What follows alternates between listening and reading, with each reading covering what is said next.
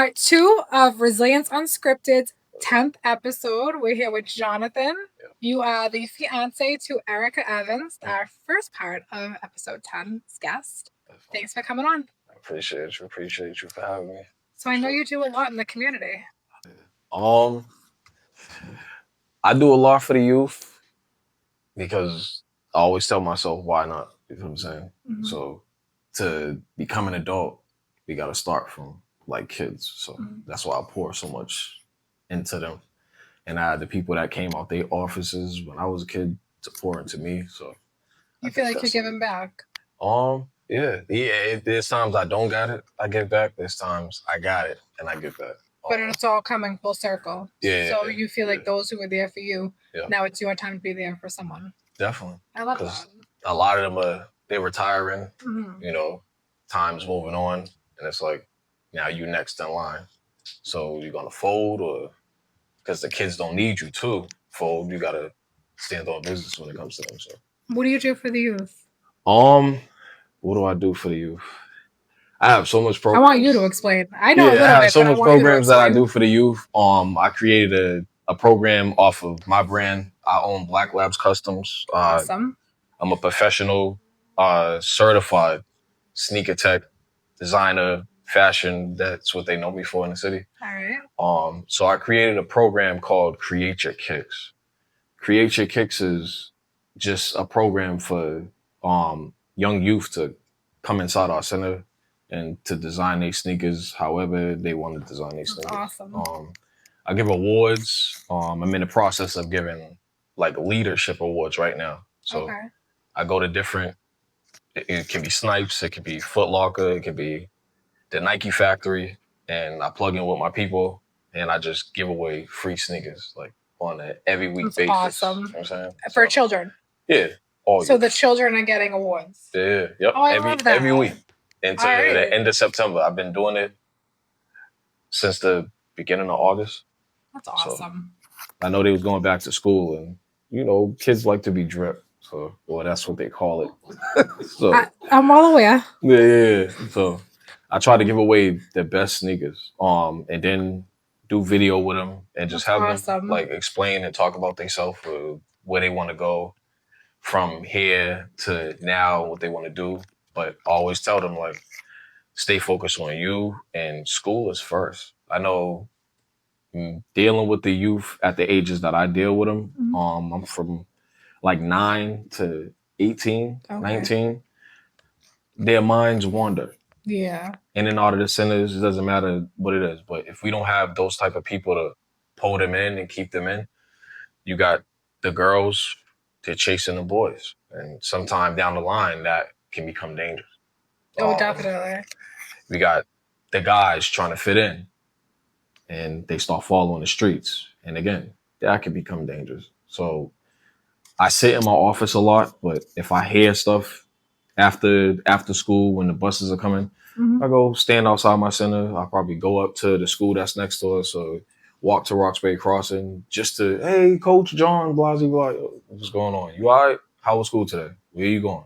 What are you doing? Did you do your homework? You know what I'm saying? Like, so you know which kids need a little more guidance than others. Definitely. How many children have received the awards? I got 5 right now. That's so good. I love that. I got 5. But out the 11 years I've been doing it, I've gave away 2,000 or something. And these are sneakers that you get from partnerships. Yeah, it's some partnerships, but a lot of it is just like out my account. So what I do with my businesses, I own Star Life Clothing. I've been a custom artist and a business person for quite some time. So I split my earnings, and I take 10% of whatever I earn, rather it comes from my clothing company, rather it comes from Create Your Kicks or my photography company, and I put 10% away for stuff like this. So and then you put it into my Christmas giveaway, my back to school drive. I don't have to like reach out to sponsors and stuff like that. I always have it sitting. So for the youth, I think that's how it's supposed to go. Are you in recovery? I'm not, but I have some situations I can speak on. I went through a tough time as a young kid. I don't really speak on it. Hey, You don't have YC, to if you don't Jonathan, want to, but it's the big tough guy. But my mother was, okay. and she did a lot of stuff to me. So I mean, I walked through it. I told myself going through it. At the age of 4, at the age of 3, So I don't you know. witnessed it. As a kid, you confuse because Yeah. the person that brought you into this world, you ain't expecting to be, handled like that. I'm a kid, so I need that type of comfort. I didn't get that. I was abused and a lot of stuff. So that's obviously a driving force of helping the children that you Yeah. you were receiving, and I don't want to say like care and affection from others of the outside community because at home it might have been a little difficult, right, with mom. Yeah. But like you were being looked after by others, and they were making sure you were good. So that's obviously a driving force of why you do what you do, right? Yeah. My father played a big part. That's why he's on my neck right now. God rest his soul. Like when you look at movies and you look at certain stuff, you're not expecting like a man to raise kids. Yeah. You know what I'm saying? So it's always the mom. But he did I salute the moms because they play a big part. You know what I'm saying? So with my father raising us, it was like, okay, so a man can do it. So when my fiance see me take care of the kids the way that's what I know. That's how I came up. Right. I'm not the sitting on the couch type person. You know what I'm saying? We can split the bills. We can split the chores. We can, split everything down the middle. But you're hands-on with helping the kids. Yeah, most definitely. That's awesome. Because I want my kids to be great in any situation they're put in. So sometimes you have to be disciplined, but it's careful discipline. You feel what I'm saying? Because you don't want to be disciplined with this one, and this one feels like it's something else. Harsher, you know what I'm saying? yeah. So it's like an even. If he has to clean, then you guys have to clean too. Fatherhood is just, I think that's the best thing, like in my life, like for real, for real. I did the streets, I did the jail, all of that stuff. It's just a lot of in the city. If you know me, then you know the history. But if you don't, like becoming a dad was it for me. It's life changing. Like for real, because it's like, all right, you're responsible for that, not nobody else, not the doctors that got him here, like you. So what you gonna do now? So that's why I just had to reset the whole thing. I think like building the companies and stuff like that, that was off of losing my pops. I just wanted to stay focused, but I lost focus and I went right back into the streets. So I went right back into dealing and stuff like that. So, and then, it comes to an end, you go to jail. How many times you gonna keep going to jail? Like you can keep doing that 100 times. It's like your kids are getting older. Something's gotta change. Your lady done left. The bills, you gotta reset everything. You know what I'm saying? So you're gonna get out, say you're gonna change and speak on it, then go back into the same thing. It's like a cycle. It's going in a circle. So until you change, that's the life you kind of gonna live. And that's what I try to tell the young guys. Like I've done that. I wasn't ready to go to state fucking prison. No, I was like 140 pounds. Anyone I wasn't ready for that. I sat. I'm gonna be honest. I sat in the cell for like a month. I was just drawing. To be honest, I'm like, man, they like 250, 260 out there. What am I gonna do out there? You just sit. Oh, you want to go to rec? No. Mingle. They want you to get out and go to rec, right? I was cooling. I had my situations, and I got hugged by the OGs. Yeah. So they're like, yo, you seem like you one of them different ones. You have to keep coming back here. So they saw something in you, and that was that's what it was for me. Because if you keep coming back, I think you got 3 times is the charm. Might get that time that now you can't return to out here. So in the youth, they have to understand that. It's I think what it is with them, I learned, like being in youth development is social media. It's social media. It really is. Hopefully we can do better with it. We give them what they need. Like we have job fairs and we all of us, BYF, all the city staff, we work close to the mayor. We have these meetings on trying to make the youth better. Like, what are we feeling at? Sometimes we don't got the answer. Only thing we can do is just keep as close to them as possible, to be honest. So like sports, movie night, awards, what else? Like tutors for homework. It's placing them in a positive direction. A lot of stuff. There's a lot of negativity that can bring kids down. It really is. And with social media, how many times do you see them being bullied and it leads them into making the wrong decisions? Often. Yeah. Often. The years I worked, I didn't have to go to multiple funerals, a lot of stuff. And it's like, as a youth employee, you kind of feel that, did you not do your job enough? You know what I'm saying? We always hold that on our chest. Like, well, maybe we didn't do what we were supposed to do. So that's why I keep creating programs, like, off of my business to kind of really still pour them in. We're doing everything we can do as, like, for the city. It's just trying to beat social media right now. Because when you go in there and you see the TikToks or you see the stuff that they're doing, they're trying to prove a point. They want to be seen. And what I learned from that, they want to be seen because they're not seen at home. Right. So now they're on, like, you know what I'm saying? And if your kids are allowed to do that, there got to be something shaky at home. Because why the parents not? You know what I'm saying? And it's as parents, we're busy. I get it. But I check on my kids. There's a lot of children that have free reign. A lot of free time. Yeah. A lot of free time. And it's scary. Especially for the ladies. Well, because you don't know who's messaging you either. You know. My social media when I was a child was a very, very limited use of what I could do. And it was also monitored. So, like, I think back then, I want to say I had a sidekick, and we might have had like what? Sidekick. Do you remember the sidekicks? You don't remember the sidekicks? The flip side. Take that. Come on, you know what I'm talking about, right? The sidekick LS. I had all of them. All right, and I think it was AIM. Was that what it was called? The messaging, and then there was MySpace. Yep. And I didn't have a MySpace, but I had the AIM. And the AIM. Yeah. What?